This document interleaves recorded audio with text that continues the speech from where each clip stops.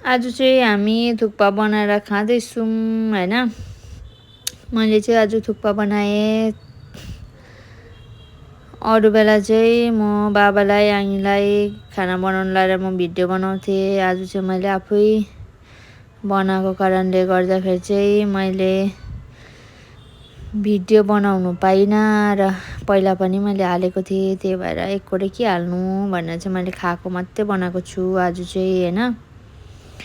अनि मैले थुक्पा उमाले हर्दी र तेल लाएर अनि साइडमा चिकनको सुप बनाएको छु मजाले प्याज टमाटर खोर्सानी लगाएर।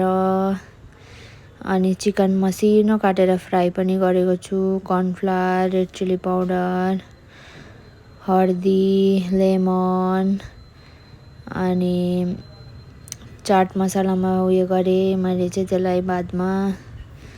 त्यहाँदेखिको लेमन पनि काटेर राखेको छु, ग्रिन चिली पनि काटेर राखेको छु, अनियन कोरिएन्डर पनि। अनि यसरी चिकनको पिस फ्राई गरेर राखेर खाँदा चाहिँ मिठो हुन्छ। त्यही भएर चाहिँ म सधैँ यसरी बनाउने गर्छु।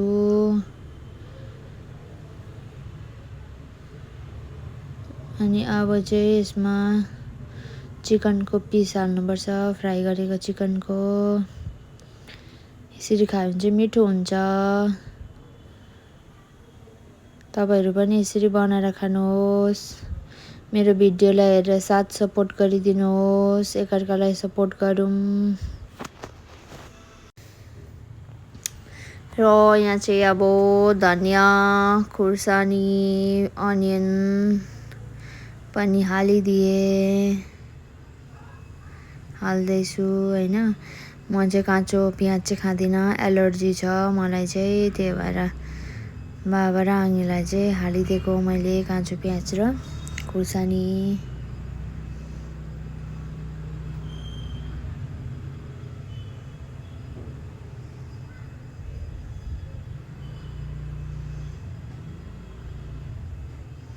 म चाहिँ खोर्सानी र धनिया मात्रै खान्छु।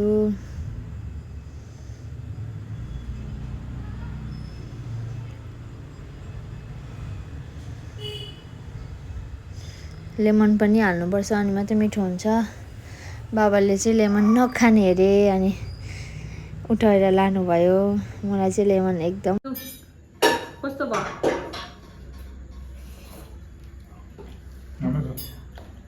नुन लाग्यो? मासुसँग चेप्नु न मिठो हुन्छ। मेरो इधर है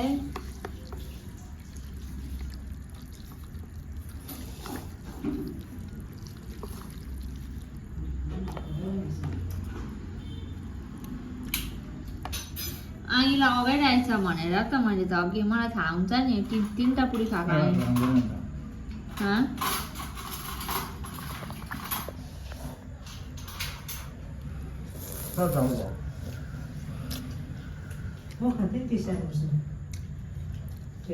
भनेको त मैले